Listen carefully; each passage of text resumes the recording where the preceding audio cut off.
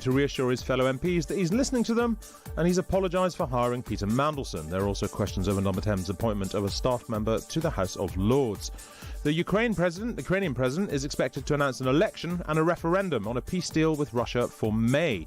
The FT says it follows intense pressure on Kyiv by the White House to wrap up peace negotiations between Ukraine and Russia in the spring. 16 migrants will appear in the High Court later, attempting to block their deportation. The lawsuit is attempting to overturn guidance introduced by Labour to prevent migrants using modern slavery laws to delay their deportation. And Tottenham have sacked their manager Thomas Frank after just 8 months in charge. Last night's 2-1 defeat to Newcastle was an 8th Premier League game without a win, leaving Spurs only 5 points above the relegation zone. There will be more news in an hour, but we'll have a full news roundup at 1 o'clock, of course. But now, live on Times Radio and on the Times YouTube channels, it's time for this. PMQs, Unpacked on Times Radio. Unpacking the politics and cutting through the crossfire. And I'm joined, as always, by the Times' chief political commentator, Patrick Maguire. Hello, Patrick. Hello, Hugo. Calm week, sleeping much? I've been sleeping soundly, thank you, but for a shorter amount of time than usual. Sleeping soundly for at least an hour a night. Yeah, indeed, yeah. And also by Times Radio's very own Ayesha Hazarika. Hello. Greetings. How are you? All right, probably sleeping slightly less than Patrick Maguire. Less than an hour a night. Yeah, I mean, I'm a menopausal woman, so I don't sleep that much at night anyway, but it has been a very torrid week. Well, you both look very well in it. And if you don't believe me, then a reminder that you can watch along on the Times YouTube channels as well. If it's not enough merely hearing our beautiful voices, you can see our beautiful faces. Just go to YouTube and search for PMQs Unpacked. Patrick, this time last week, PMQs, the Prime Minister confirmed he had appointed Lord Mandelson to the role of US Ambassador despite knowing about his friendship with the convicted sex offender Jeffrey Epstein. He said also then he had full confidence in Morgan McSweeney. To paraphrase Ferris Bueller, life moves pretty fast. Yeah, indeed. We weren't necessarily expecting PMQs last week to unfold in the way that it did, or the past 7 days to unfold in the way that they have. But Keir Starmer is still, somehow, Prime Minister. And today, I think he's likely to face questions about what he knew and when about making another appointment of a man who campaigned for someone who'd been charged with child sex offences to be elected as a councillor, and why he then put that person in the House of Lords. So, you know, same week, different week, same sort of territory somehow. Yeah. Ayesha, before we kick off into PMQs, I want to ask you a bit about everything that's going on with Matthew Doyle. So Matthew Doyle, Lord Doyle, he's been suspended from the Labour Party. He was Keir Starmer's Director of Communications, previously worked for Tony Blair, sort of Labour staffer of long standing. He had an association, which he's apologised for, with Sean Morton, who's a former Labour councillor who admitted indecent child image offences in 2017. Gabriel Pogrund on the Sunday Times reported that Doyle campaigned for Morton, who was running as independent, after he'd been suspended from the Labour Party. Even though at that stage he'd been charged with a crime, he hadn't yet been convicted, but he had been charged. Ayesha, there's huge upset in the Labour Party about this. Explain a bit about how people are feeling and why this has become such a big deal. Obviously it should be a story, but why such a big one? People are really, really angry about this. And when the peerage was announced, peers in the Lords, particularly in the Labour group, were completely baffled, because this story has been running in Scotland for quite a long time, because there was another woman called Pam Duncan Glancy. She is a member of the Scottish Parliament. She was on the front bench as a shadow education spokesperson. She was seen as a very, very good campaigner on disability rights. She too had a friendship with this Sean person. And she was sacked from the front bench and pretty much told that she wasn't allowed to stand again as an MSP. She has now been suspended from the party as well. And it looked very strange to people that there was a big kind of furore about this in Scotland, and this woman basically was sacked from the front bench and told she really couldn't stand as an MSP again, and somebody who's had the same friendship has been given a peerage. It just did not add up.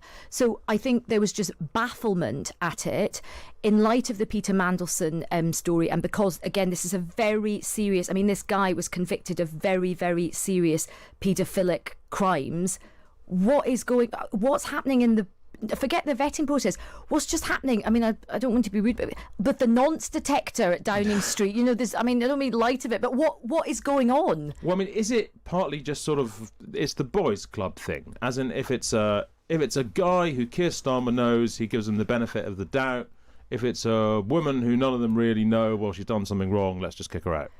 Well, that's sadly how it looks. Now, what I would say is that a lot of women have been speaking out about this. I know that a number of female MPs have made complaints about it, a number of women in the House of Lords. This came up at the PLP meeting on Monday evening. Keir Starmer will be meeting the Women's PLP. It's bound to come up again today.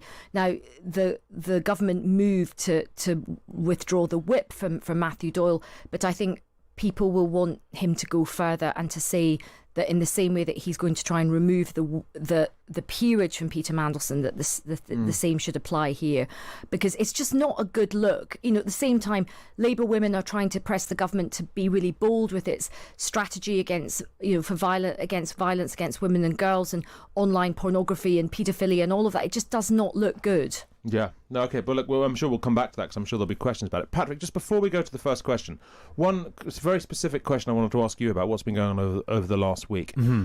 When all the cabinet came out in support of Keir Starmer and basically bailed him out again after Sarwar had, driven a hole into his boat, if we're going to stick with that metaphor, did they do that? Were they bullied into doing that, or were they just frightened of sinking the ship? Well, look, bullied is the wrong word, and ironically, not that anyone in Number 10 would relish this comparison, there's a really striking similarity between what happened on Monday and what happened when James Pennell resigned from the cabinet in 2009. Now, what happened after James Pennell resigned from the cabinet in 2009? Everyone expected David Miliband to follow. But no, Peter Mandelson, when he's in Number 10, hitting the phones, saying, you've got to come out and say you're not going to challenge the Prime Minister, you've got to do this and that. And that a similar thing happened on Monday. But it was Amy Richards, the political secretary in Downing Street, and a war room of spads in the cabinet room who were basically saying, tweet your support for the Prime Minister, and they did. So what surprised me about that is one can imagine when Gordon Brown was in that situation and Mandelson did that, one can imagine the menaces, the strength, this sort of Downing Street operation basically going, you guys play along or you are finished, because these were menacing guys and you had to operate like that. And one has had the sense until right now that Keir Starmer's operation, if it were ever like that, it certainly isn't now. This is a weak, floundering operation. How they managed to deliver that much menace to get all the cabinet to play ball? Well, look, it needn't have involved menace. It involves a rational assessment of what might come next. And lots of members of the cabinet do not particularly like Wes Streeting. They're not enamoured with the way Wes Streeting has behaved over the past few months. And also, look, there's a sort of certain better devil you know thing. There was clearly no move coming from within the cabinet. Yeah. And the path of least resistance is let's stay and not necessarily try and control the Prime Minister, but let's see how this culture change in Number 10, this personnel change in Number 10 works out. The timing wasn't right for Wes Streeting, Angela Rayner, Ed Miliband or whoever else. Very briefly, in a sentence from each of you, what's our first question going to be? What do you reckon? Or at least any question. What's the big theme going to be? I think Matthew Doyle. Yeah. I suspect it will include the words Matthew and Doyle or Peter and Mandelson, yeah. Let's find out. Let's get our first question. Thank you, Mr. Speaker. And can I associate my side of the House with the Prime Minister's words on the horrific stabbing in North London yesterday, as well as the shooting in Canada? When he was leader of the opposition, the Prime Minister said, and I quote, "I never turn on my staff. When they make mistakes, I carry the can." What changed? Prime Minister.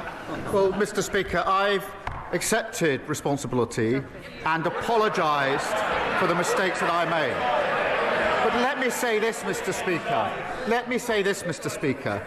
Morgan McSweeney helped me change our party and helped me win a landslide election victory, which delivered for them the smallest Tory party in over 100 years. And what's her great achievement? To make it even smaller. I mean, that's all right, I would say, as a response, and indeed as a question as well. The defence there, Patrick, of Morgan McSweeney, even in that question, he's not throwing him under the bus. He really doesn't want to. No, he's not throwing him under the bus, although in private, I'm told the Prime Minister has been slightly less complimentary to Morgan McSweeney, particularly in conversations with Anas Sarwar and others. I think the word sacked may have been used in some of those conversations.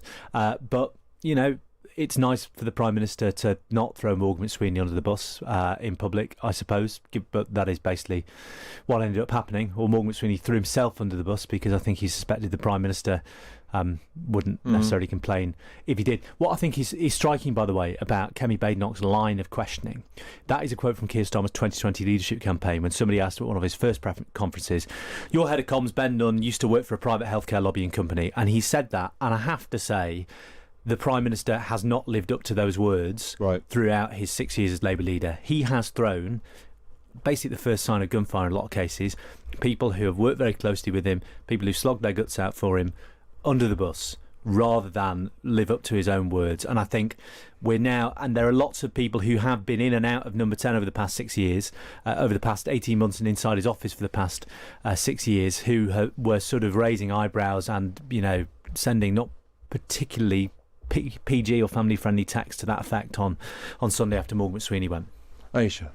I mean, I'd agree with what Patrick said. I mean, it was interesting at the PLP on Monday night, Keir Starmer was very careful to really pay tribute to Morgan McSweeney and say many of you wouldn't be standing here today had it not been for the, you know, political genius of Morgan McSweeney.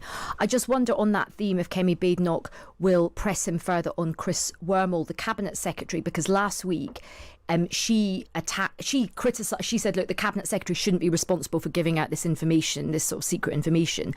And Keir Starmer really stuck up for Chris Wormald, the Cabinet Secretary, and sort of said, "Don't besmirch him. He's a great man."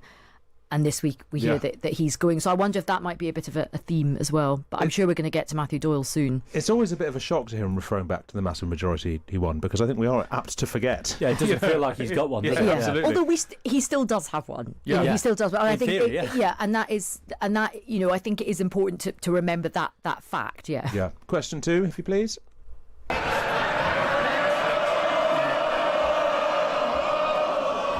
The whips have done a great job today. This is like the 37th. Oh, he said, yeah, exactly. Done a great job today getting them cheering. We all know that they've been sick for the last week. Because let's remember, Mr. Speaker, just last week,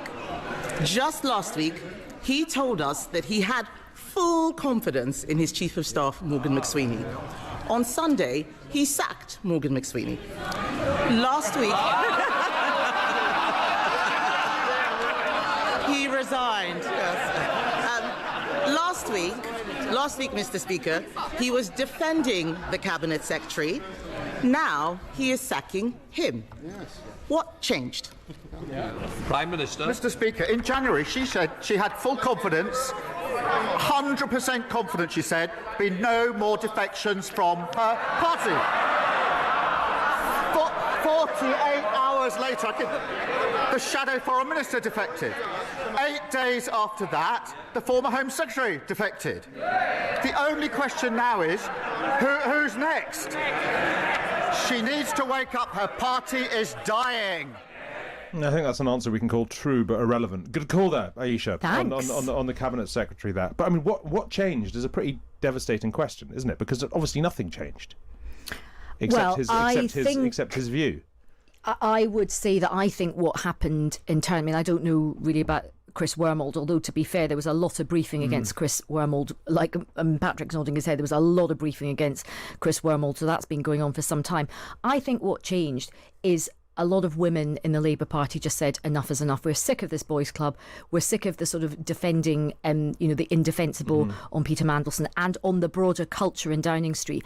I think that's significantly what changed, because that PMQs last week was so consequential. It was so consequential. And then the debate we saw afterwards, where we basically saw older women rising up, Meg Hillier, Stella Creasy, Angela Rayner, Polly Billington, just saying, we're not having this. You cannot have your Cabinet Secretary deciding which information you're going to keep back. That looks like a cover-up. So I think what we have really seen is the boys' club getting taken on by a lot of fed-up older women. Right, fascinating. Patrick, the question of whether Morgan McSweeney was sacked or resigned, which was like sort of, she said sacked, everyone jeered, she said resigned. You're saying Starmer's been giving both of these answers himself. Look, and the truth is, it was a constructive dismissal by some of the people Ayesha has been talking about, who made his position untenable. But also, if the Prime Minister really wanted Morgan McSweeney to stay, he would have said, no, I'm not going to accept your resignation. The conversation wouldn't have got to the point where Morgan McSweeney's resignation was being discussed. And that is, that's the reality. So it's one of those resignations that you could, I think, justifiably describe as at least a constructive dismissal. But it's interesting to hear the Prime Minister. One, Labour MPs denying that because lots of them are very happy that Morgan McSweeney's gone, and two, the Prime Minister, despite having promised a change in culture, and Morgan McSweeney, often mythologised, not least by myself and other journalists, probably not the sole author of the culture in the Labour Party. I think Ayesha would say it probably goes much, much deeper than one man. Yeah. Well, let's get question 3. Mr. Speaker, the Prime Minister is demonstrating stratospheric levels of delusion if he thinks the problem is on this side of the House. And he didn't say anything about why the Cabinet Secretary is going. We know the truth. It is because he is throwing everyone under a bus except himself. And, Mr. Speaker, the Mandelson episode was not an isolated incident. A few weeks ago, he announced a peerage for one Matthew Doyle, his former Director of Communications. Immediately after that, the Sunday Times published on the front page that Doyle campaigned for a man charged with child sex offences.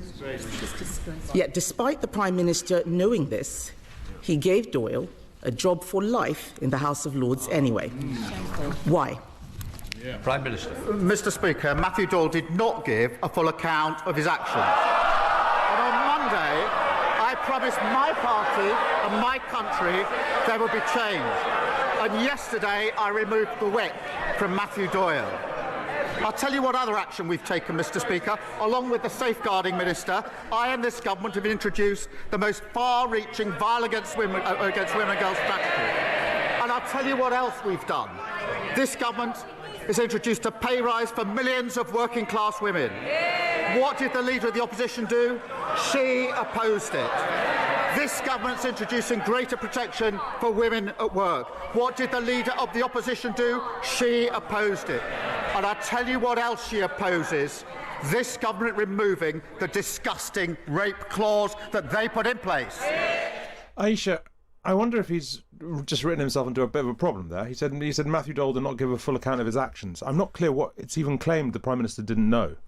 Again, I don't know all the ins and outs of it, but what I do know is that when that peerage was announced, people were really, really shocked and dismayed because, as I say, this story has been running in Scotland for quite some time about this individual and this association. And I think it is acknowledged that Number 10 is in hot water because they literally yesterday removed the whip after this PLP meeting on Monday, and you could sense that the sort of drum beats were getting louder in terms of people saying you cannot have a situation where we've just had this huge scandal with Peter Mandelson, and where I think an MP described it as Peter Mandelson Mark II.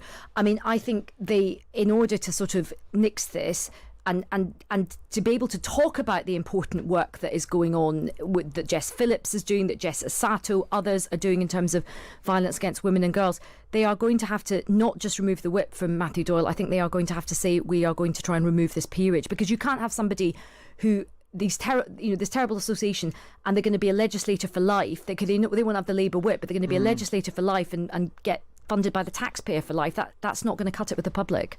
Patrick, when he says that Doyle did not give a full account of his actions, what can he be talking about? Well, it's possible that the Prime Minister means, I'd say the Prime Minister probably means, look, the statement Matthew Doyle put out yesterday in which he apologised, etc., he said contact with Sean Morton did continue, I think he said on 3 occasions after he was convicted. Now, Downing Street refused to answer questions on that when the Sunday Times repeatedly put them those questions to Number 10. It possibly means that. But then, OK, say he means that. Or say he doesn't. I think some ministers have said today they weren't aware of the extent of Matthew Doyle's support after Sean Morton had been charged. It's quite hard to see. That line doesn't make a huge amount of sense to me. Kemi Badenoch's right. It was on the front page of the Sunday Times. There were pictures of Matthew Doyle wearing a T-shirt that said re-elect Sean Morton, after he'd been charged with possessing child sex abuse imagery, and and he was running as an independent councillor as well, which usually in the Labour Party is grounds to auto-exclude someone from their membership, because you're not meant to campaign for a party that's not the Labour Party. So given they found out all of that, I think in the middle of December, and Matthew Doyle wasn't and what was happening in Scotland. Yes, indeed, and the Pam Duncan Glancy stuff and all of that stuff.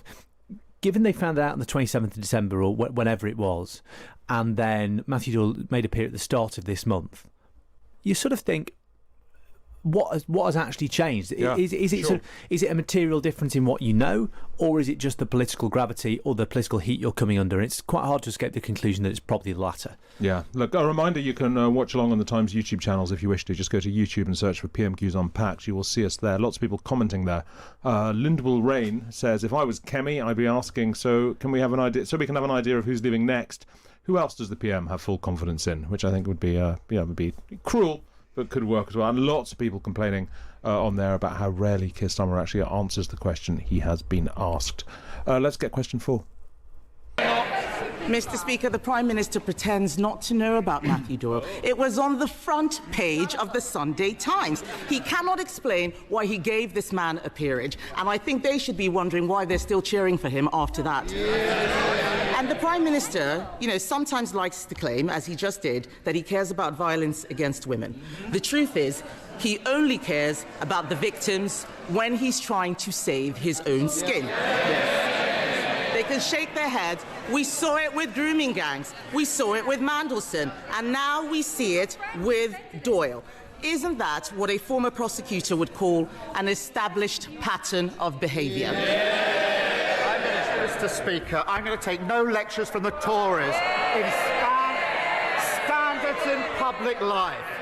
She defended Partygate for months and months and months. And even now she says it was overblown. The Shadow Foreign Secretary broke the ministerial code by bullying. Boris Johnson kept her. The leader of the opposition promoted her. She sits on her front bench. Her former Shadow Justice Secretary complained about not seeing enough white faces in Birmingham, and she was too weak to sack him for racism. Yeah, I mean, again, they're talking about different things here slightly, aren't they? Yeah, there's a lot of whataboutery here. Yeah. I think that's the politest and most accurate way to describe it. I'll be interested in what you think, Ayesha, but there doesn't seem to be a lot of engagement with the fundamental question here. And of course it's being asked by the leader of the opposition, who has a vested interest in making life difficult for Keir Starmer. I mean, he's made life hard enough for himself. But I don't think we've had a particularly clear answer on the Matthew Doyle thing. And yeah, I just think I'm not entirely sure this is making things any better. Yeah. I mean, I think what you're definitely seeing is clearly the PMQ strategy for today was it was going to be very difficult. She's going to come swinging hard on violence against women and girls and Matthew Doyle and all of this, go on the attack. I mean, that is clearly, they have got their charge sheet of everything that went bad with the Conservatives, and that's going to be the go-to. I think her attack line on him at the DPP is not quite fair, because look, things have not been, it's been a terrible, shameful week for the Labour Party, and I make no bones about that, but he did have a good record as DPP in terms of doing a lot to make the criminal justice system better, particularly for the victims of rape and things like that, and lots of women's groups have said that they worked very well with him. So I think at this point both of them are just kind of mudslinging. Well, I mean, I think she'd be better off maybe leaving the DPP out of it. I thought that line, he only cares about the victims when trying to save his own skin, is actually quite devastating, because that is the pattern. That's the political pattern. Yeah. He's not unreasonably stands accused of here. Yeah. I mean, I'm sort of looking at it from a perspective of somebody who writes about politics. That's a very well crafted line. Yeah, that's a very, very difficult, that's a very deeply uncomfortable line. But I think what's fascinating, having watched him at the PLP meeting and then, obviously watching him afterwards, he is now in absolute, defence is going on the attack. That is that's his mindset now. And she did concede, the whips have done a good operation. The way the Labour Party is, because of, everything that's happened this week, they're around him at the moment. And his mindset is, right, I'm just going on the attack. I'm not going to concede anything, and that might be the wrong decision. But his mindset, and I think the team around him, is just, right, we've managed to Anas Sarwar's kind of galvanised support around the Prime Minister is all about attacking the Tories. Yeah, no, I think that's absolutely right. Look, lots of people still getting in touch on the DPP thing. Sean says on YouTube he can't have prosecuted many people if he believes every excuse, which is, I guess, one reason to raise it, I suppose. And Vincent says they should call it Prime Minister's avoidance time. He's cheating us out of the truth. Let's get question 5. Nobody buys it, Mr. Speaker. Not even the Labour women, because they know he always puts the Downing Street Boys Club first. And how dare he criticise us? We weren't the ones stuffing government with hypocrites and paedophile apologists. He can't build a team, Mr. Speaker. He has no plan. He can't even run his own office, let alone the country. He is now dealing with a new scandal of appointing someone who campaigned for a man convicted of having indecent pictures of girls as young as 10. Isn't the Prime Minister ashamed that that will be his legacy? Prime Minister. Mr. Speaker, my legacy is changing my party and winning a general election. And I'll tell you this, I kicked my former leader out of my party. Her former leader, Liz Truss, broke the economy and has descended into bonkers conspiracy theories. I kicked her out of Parliament. She's too weak to kick her out of their party. Tonally, this is all over the place. You've got Kemi Badenoch asking very focused prosecutorial questions about what the Prime Minister knew and what, and there's a consistent narrative here. Keir Starmer, understandably, by the way, given the enduring political weakness he's in, the party is in the mood to sort of give him the benefit of the doubt or a stay of execution. But this is just sort of throw anything about the Tories against the wall in the hope that Labour MPs behind you, who are still very uncomfortable with what you've said and done on various issues, say, well, at least, to sort of get too angry about this would mean giving in to those guys. Yeah. And we at least remember the Tories opposite us are bad. We're the Labour Party. We can't let them set the terms of British politics. But people are so angry behind the Prime Minister. It's a pretty high-risk gambit because the risk is he makes himself look indifferent or nonchalant about the issue at hand. And that is sort of what he's doing. Ayesha, I may not have kicked out the Friends of Paedophiles, but I did kick out Jeremy Corbyn. I mean, that's like, come on, man. That's not going to help. I mean, it is interesting. I think what you saw there at the end was his calculation. He and his team was like, OK, as I said earlier, we have got some noise behind us. We've got some sort of vocal support behind us. Let's bang out the kind of old-time religion in terms of the hits that the Labour backbenchers will cheer. So we're going to talk about the sleaze of the last Conservative government, pull the Liz Truss lever as well, because that always kind of activates people behind. But personally, I think he would have been better addressing the Matthew Doyle stuff more seriously and actually saying we are going to be looking to remove this peerage. And this is something that I'm sure will come up. As soon as he leaves Prime Minister's questions, he will go to a meeting of the Women's Parliamentary Labour Party. And this is something that women in the party are talking about. And I'm sure this issue he will get pressed on. Again, this is not going away, this Matthew Doyle issue. But he's just not deft is the problem. It's why he can be quite frustrating to listen to. Why he wouldn't have answered that question by going, you know what, if that is going to be my legacy, I would be ashamed, and that's why I'm determined it won't be my legacy, blah, blah, blah, and we're going to blah. bring through legislation. We're going to reform the laws. We're going to bring in legislation to kick out peers that don't deserve to be there. I'm going to absolutely make sure that happens. And and if he just never can quite seize the moment. He's just got this that sort of robotic thing, which Kemi used to have as well, but seems to have developed. Tell you what's really interesting. When at this very fabled PLP meeting on Monday at the beginning, it is the most in the moment, non-robotic, sincere I think anyone's ever heard Keir Starmer. He said sorry a number of times. You could almost hear a sort of crack in his voice about how clearly upset he was with himself. He apologised about the victims. He apologised to every single member of the PLP. He apologised to their family. He said, none of you got into public life to be shamed like this. It was a lot of raw emotion in the moment. Do it. And I think a lot of people in the room are like, can you not do that more outward facing? Yeah, I mean, I've seen him speak in a small room, and he's a different man. And it will always sort of be, I guess, his tragedy as a performer that he just can't do that in these circumstances. Let's get the last question. Mr. Speaker, he hasn't apologised for appointing Matthew Doyle because he won't take responsibility. He never does, and they know it. The Prime Minister is now telling everyone that he's never lost a fight. It's because he won't step into the ring. He's never lost a fight. He's walked away from welfare reform. He won't stand up to the unions. He won't stand up to China. He can't even stand up to Mauritius. He's had, Mr. Speaker, he's had 3 cabinet secretaries, 4 chiefs of staff, 5 director of communications in just 18 months. And now he is mired in yet another scandal. Does he ever look in the mirror and ask himself, is the real problem staring him in the face? Mr. Speaker, I delivered a landslide victory for our government. Only 4 people have ever led the Labour Party to victory in a general election. I'm one of them. And she talks about numbers. Let us remember, Mr. Speaker, 5 prime ministers, 7 chancellors, 8 home secretaries, 8 foreign secretaries, 16 housing secretaries, all completely useless, all failed Britain, and this prime minister's clearing up the mess. She comes here every week desperately fighting to save her dying party. I'm fighting to change our country. Interest rates down, inflation down, waiting lists down, child poverty down, and I'll tell you another thing's down, the number of Tory MPs. I always do feel myself doing a little involuntary shudder when there's call and response in the House of Commons. Patrick, let's talk a little bit about what Kemi Badenoch did today, because only one of them was shouting there and it wasn't her. She sounded very calm, but also what can be...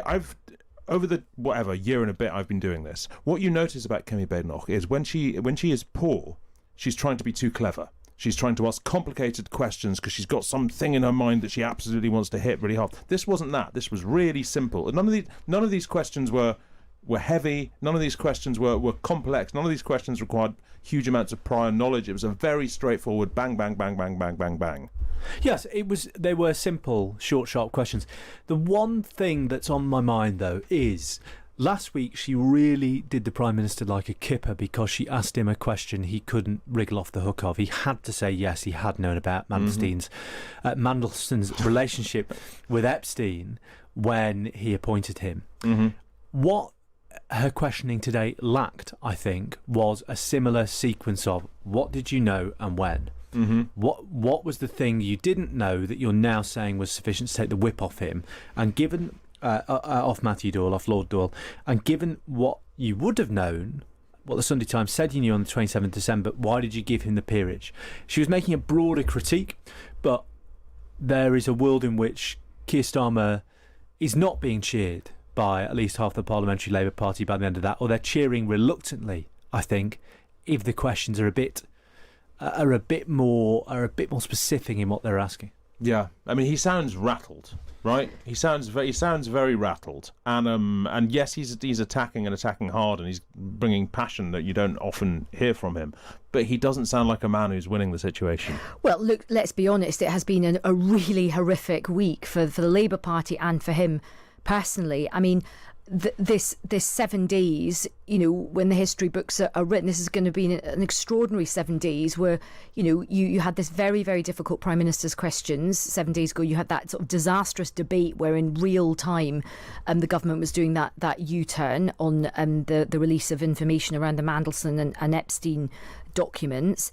He potentially had Anas Sarwar triggering a sort of leadership contest just, a couple of days ago. So to quote Ed Miliband, he has been on the precipice. So he understandably, I think, looks rattled. Clearly, I think it's so interesting that his calculation is, I've just got to come out swinging. He's going to be thinking in his mind as well, this is not just about getting through PMQs.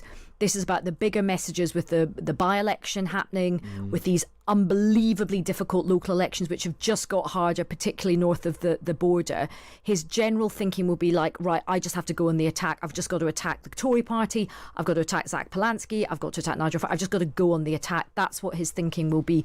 But I do think... I think he is going to have to do something much more definitive on this question of Matthew Doyle. A couple more comments for you. Jeff says, surprised Starmer hasn't mentioned the Suez crisis. Well, someone else saying, Sub-Commandant is his name, says Starmer in 2056 will still be blaming Liz Truss. Look, stick with us because these two are going to, in a moment, we'll be back with the best of the rest from the backbenchers.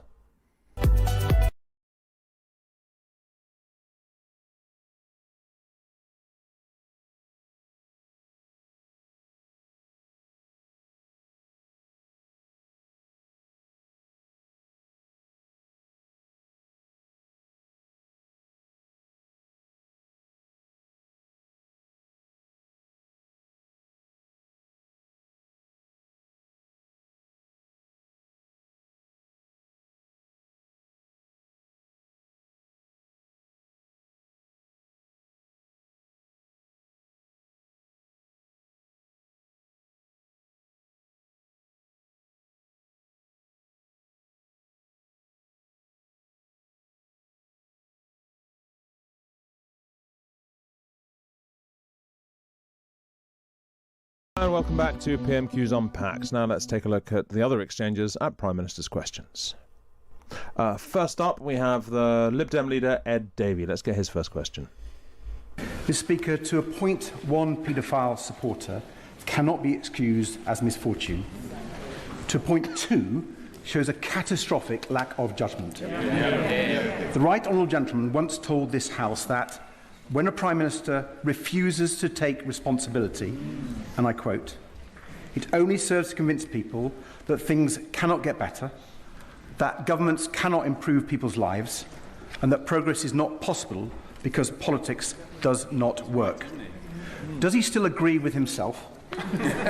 And does he share my fear that is exactly what is happening now? Minister. People in this country, millions of people, have been let down for years and years and years. And one of the reasons was austerity, which his party supported.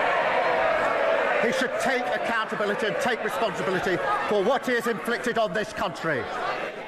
I'm not sure I've ever heard him so rattled. Well, you won't like him when he's angry, and this is the version of the Prime Minister I'm sure was on show at PLP on Monday night, and also the one who is telling people he's going to fight and fight to win. He's never lost a fight in his life. It's really interesting hearing the Prime Minister direct that sort of anger towards Ed Davey, of all people. So yeah, rattled is one word. Resolute, you could use a slightly less pejorative version of that. But again, it's a furious political response. And look, for now, his audience is Labour MPs. That's the most important audience. But I don't know. It just goes to show that actually he's got that anger. It's a shield from having to answer the sort of more forensic questions on these sorts of cases, which would be probably be his undoing in this scenario. I just sort of think you can respond with anger when somebody's talking to you with anger, but when you're the only one in the room shouting, it never looks good. Absolutely. And also, Keir Starmer, by his nature, is not a naturally sort of shouty kind of guy, so it just feels like it's, he's not happy shouty person. This is not him in his happy place. And also it's difficult to kind of get shouty at Ed Davies, as you say, who's normally sort of a one-man fiscal stimulus for Thorpe Park. Like, it is kind of like very difficult to do that. And also, interestingly, it's interesting hearing Ed Davey go in so hard, because look, there is every chance that come 2029, there's got to be a deal between the Liberal Democrats and Labour. And Ed Davey's always quite careful to not really put the boot into Keir Starmer. He's quite fastidious about not doing that. So I think that's interesting, hearing the tetchiness between the sort of two men. Have you also noticed as well, the more Keir Starmer shouts, the more he sounds like Rachel Reeves? Do you not get listen out for it next time? There's something very similar in intonation that he doesn't have normally, but when he gets cross, it suddenly comes out. Yeah, well, I will keep an ear on that. They do have a very similar sort of slightly adenoidal voice, don't they?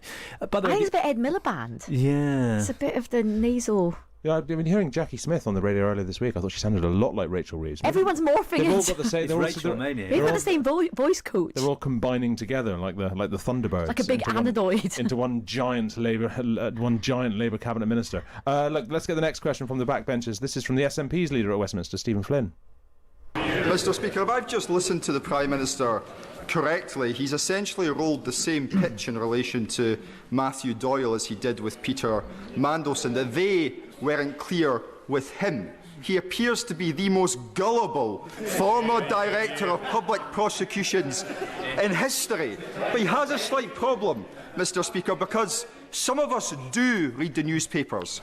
And towards the end of last year, indeed on the 30th of December, having written to the House of Lords Appointments Commission, I received a response from the Chair, who advised me that as part of their vetting, they provide confidential advice to the Prime Minister on the propriety of a potential nominee. Will he release that advice? Prime Minister. Mr. Speaker, I've made my position for clear. He knows how the system works. But, Mr. Speaker, he says he reads the newspapers. He will have read that in 9 days their former party chief executive goes on trial for embezzling money. And if he'll have read that the Queen Elizabeth Hospital, we see one of the worst failures in Scottish public life. Vulnerable children and adults put at risk. Evidence of serious warnings to the SNP government were ignored. He should have been looking at those, not looking at the newspapers. The First Minister should act, because families deserve accountability. Well, look, I have to say, the Speaker, right after that question, admonished the Prime Minister for discussing a live court case, as he did there. MPs can do that in the Commons. They can use their position to do that, but we definitely can't do that on this show, so let's confine ourselves to the question. I thought sort of slightly rum for a former Director of Public Prosecutions who would have brought cases of comparable sensitivity, political sensitivity, indeed did as DPP, to invoke parliamentary privilege to do that. But I guess that's a measure of the political trouble he's in. Well, particularly when he's effectively what he's being attacked for in Flynn's question is his capability as a prosecutor. Yeah, but also, by the way, that line on the HOLAC advice probably isn't going to hold, given the clamour for action and contrition and transparency for number 10, and I think also just the sort of weird, sort of slight inconsistency of everything the Prime Minister's saying about this appointment process. I think that's going to be the new call. And picking up on your point earlier, I wonder if Kemi Badenoch slightly regretting not asking that question, because that would have been quite a good forensic thing for her to have asked. Yeah, sure. Okay, look, we've got one more. Let's hear from the Scottish Labour MP Douglas McAllister.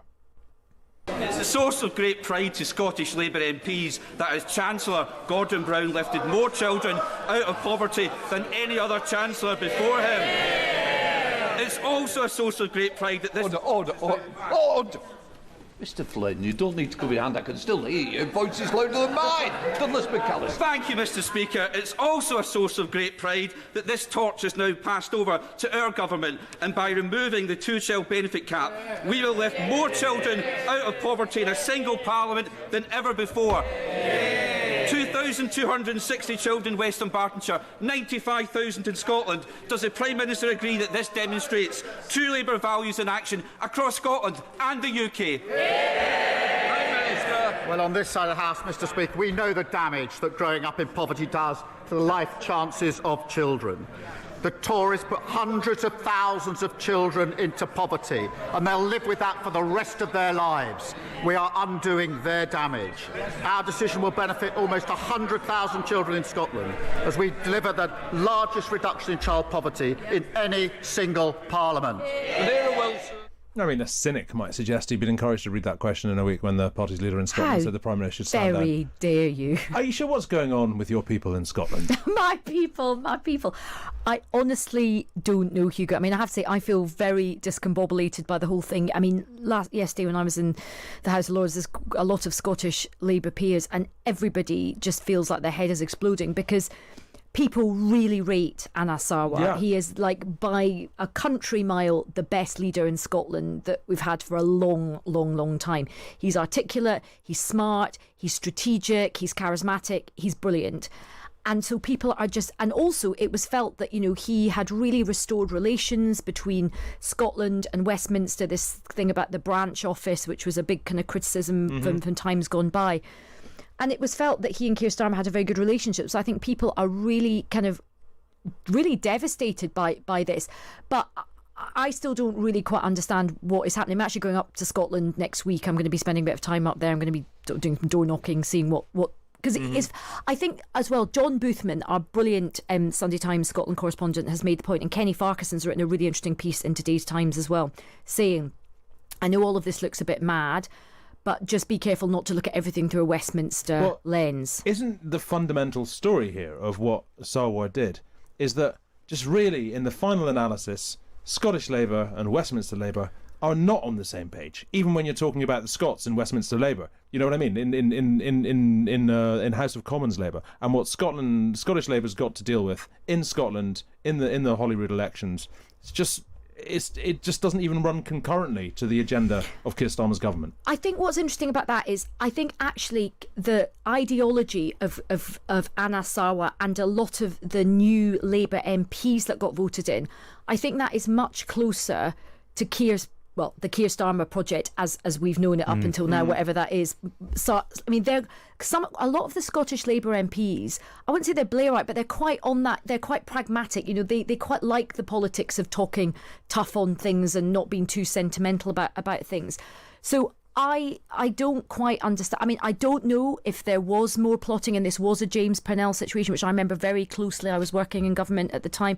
I don't know if more people were lined up and it was meant to be this big, coordinated effort, and there was meant to be a David Miliband type figure waiting in the wings, and that clearly didn't happen. Or I don't know if Anna Sarwar just decided, look, my calculation is, because this is playing out so badly for us in the doorstep, I'm just going to say what I'm thinking out loud and just be honest about it, and who knows the effect it's going to have, but I'm just going to get it all out. I don't know. Patrick, Starmer's answer to that question, that little line he put in on this side of the house, we know the damage that growing up in poverty does. That's bang on the kind of Ed Miliband, we're going to make this all about class from now on. Well, indeed, Ed Miliband Miliband said that yesterday. Keir Starmer reprised a speech he's given twice to the cabinet about how they're the most working class cabinet in history, and now Keir Starmer's saying that. So yeah, look, that is clearly the new mantra, class-conscious Labour Party.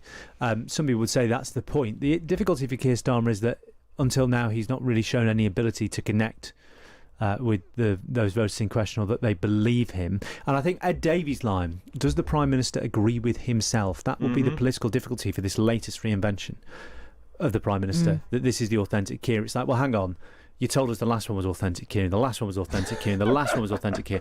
There have been so many different iterations of Keir Starmer that taking him at his word, particularly the public, are going to find that difficult. But I think what we're going to see is, I remember doing a big thing with Keir Starmer many, many years ago when he had just become an MP, and I did a thing in his constituency with him, like an in-conversation. And it was one of the first events where he kind of really spoke from the heart about things.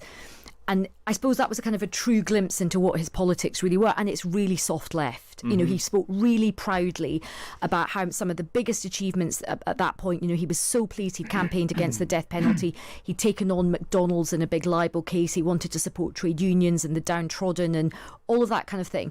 And I think we are going to see a return to that type of Keir Starmer. I spoke to somebody who's very good friends with Keir Starmer in the run-up to that PLP, and they said to me, that is the Keir Starmer you're going to get back. That's actually what his true politics are. He's sort of been badly advised, and he's listened to people he shouldn't have done. He fell into the wrong crowd kind of thing.